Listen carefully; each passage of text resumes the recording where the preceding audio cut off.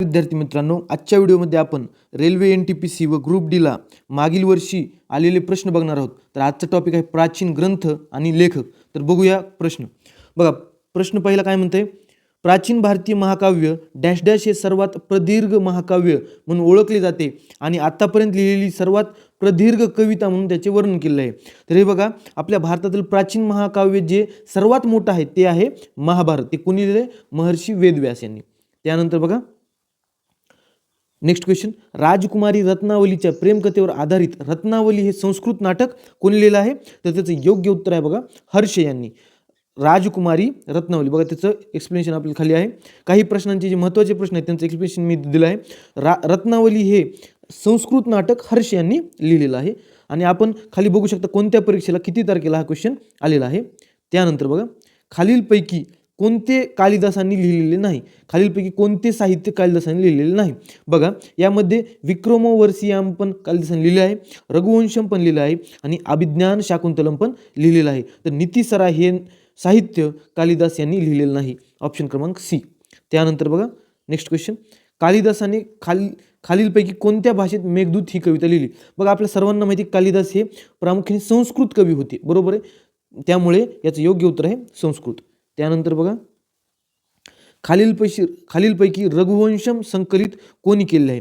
तर रघुवंशम हे साहित्य कालिदास यांनी संकलित केले आहे, ते सुद्धा संस्कृत भाषेमध्येच आहे. त्यानंतर बघा, हा ग्रुप डी ला आलेला क्वेश्चन होता.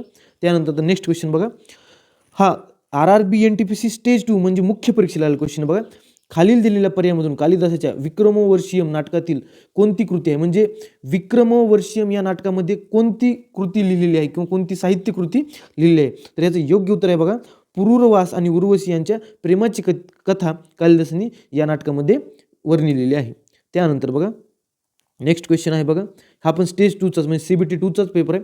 नागानंद विद्याधर राजा जिमूतवाहन याने नागांना वाचवण्यासाठी केलेल्या आत्मबलिदानाची लोकप्रिय कथा सांगणारे संस्कृत नाटक कोणत्या सम्राटाला श्रेय दिले जाते? तर याचं योग्य उत्तर आहे बघा हर्ष, बरोबर आहे. त्याचं आपण एक्सप्लेनेशन बघूया. नागानंद एक संस्कृत नाटक जे विद्याधर राजा जिमूतवाहनाने नागांना वाचवण्यासाठी केलेल्या आत्मबलिदानाची लोकप्रिय कथा सांगते, त्याचे श्रेय सम्राट हर्षाला दिले जाते. त्यानंतर स्वप्नवासवदत्तम हे प्रसिद्ध संस्कृत नाटक कोणी लिहिले? तर याचं योग्य उत्तर आहे भास. स्वप्नवासवदत्तम हे प्रसिद्ध संस्कृत नाटक भास यांनी लिहिले. त्यानंतर खालीलपैकी कोणते नाटक कालिदासांनी लिहिले आहे? तर बघा, मृच्छकटिकम हे विशाख दत्त यांनी लिहिले, रत्नावली हर्ष यांनी लिहिली, तर मालविकाग्निमित्रम हे कालिदास यांनी लिहिले आहे. त्यानंतर RPF कॉन्स्टेबलला हा क्वेश्चन आलेला होता. तर बघा स्टेज 2चा प्रश्न आहे, इंडिका पुस्तकाचे लेखक कोणते प्राचीन ग्रीक इतिहासकार आणि मुत्सद्दी होते? बघा, हे आपल्या सर्वांना माहिती आहे की मेगास्थनीज यांनी इंडिका हे पुस्तक लिहिलेलं आहे, ते प्राचीन ग्रीक इतिहासकार होते. त्यानंतर हा पण स्टेज 2चाच प्रश्न बघा, भारतीय महाकाव्य महाभारत 18 पुस्तकांपैकी 6वे पुस्तक कोण आहे त्या महाभारतातील, ज्यात भगवद्गीतेचा मोठ्या प्रमाणावर अभ्यास केलेला आहे? तर याचं योग्य उत्तर आहे भीष्म पर्व, बरोबर आहे, भीष्म पर्व. त्यानंतर बघा, संस्कृत महाकाव्य महाभारताचे लेखक कोण आहेत? तर आपल्या सर्वांना माहिती संस्कृत महाकाव्य महाभारताचे लेखक आहेत महर्षी वेदव्यास आणि रामायणाचे महर्षी वाल्मिकी. त्यानंतर बघा, खालीलपैकी कोणत्या प्राचीन ग्रंथाला 5वा वेद असे म्हटले जाते? तर याचे योग्य उत्तर आहे महाभारताला 5वा वेदही असे म्हटले जाते. त्यानंतर मृच्छकटिकम या साहित्याचे लेखक कोण आहेत? तर याचे योग्य उत्तर आहे बघा शूद्रक हे मृच्छकटिकम या साहित्य कृतीचे लेखक आहेत. त्यानंतर हा प्रश्न डबल आलेला आहे कारण वारंवार हे प्रश्न रिपीट होतात. तर मृच्छकटिकम शूद्रक. त्यानंतर आणखी एकदा रिपीट बघा, RRB ग्रुप डी ला पुन्हा RRB NTPC ला शूद्रक. त्यानंतर आर्यभट्टांनी आर्यभट्टियम हा नावाचा ग्रंथ कोणत्या भाषेत लिहिला? तर याचं योग्य उत्तर आहे संस्कृत. त्यानंतर नेक्स्ट क्वेश्चन, अष्टाध्यायी या प्राचीन संस्कृत व्याकरण ग्रंथाचे लेखक कोण आहेत? तर ते आहेत पाणिनी, आपल्या सर्वांना माहिती आहे. त्यानंतर बघा तेच प्रश्न रिपीट, आधी RRB ग्रुप डी पुन्हा RRB NTPC. त्यानंतर पुढील क्वेश्चन, पाणिनी हे प्रसिद्ध संस्कृत व्याकरणकार आहेत, ते कोण आहेत? व्याकरणकार. त्यानंतर बघा, सुश्रुत संहितामध्ये कोणता विषय हाताळला आहे? म्हणजे सुश्रुत संहिता जी सुश्रुत यांनी लिहिलेली त्याच्यामध्ये औषध आणि शस्त्रक्रिया फर्स्ट सर्जन ऑफ इंडिया असं त्यांना म्हटलं जातं. त्यानंतर सुश्रुत कोण म्हणून ओळखले जातात? सुश्रुत डॅश डॅश म्हणून ओळखले जातात. तर योग्य उत्तर आहे भारतीय शस्त्रक्रियेचे जनक. त्यानंतर महाभारताचे मूळ नाव काय? तर बघा, महाभारताचं मूळ नाव, त्याच्यामध्ये जे समाविष्ट नाव होतं त्याचं नाव आहे जयासंहिता. हे महत्त्वाचा प्रश्न बघा, जयासंहिता. त्यानंतर दशकुमार रचित कोण रचले आहे, किंवा टेल्स ऑफ 10 प्रिन्सेस हे कोणी रचले आहे? तर याचं योग्य उत्तर आहे बघा, दांडीन यांनी दशकुमार रचित रचले आहे. त्यानंतर गीता गोविंद कोणी लिहिले? महत्त्वाचा प्रश्न आहे, खूप परीक्षांमध्ये येतो. तर गीता गोविंद हे जयदेव यांनी रचले आहे.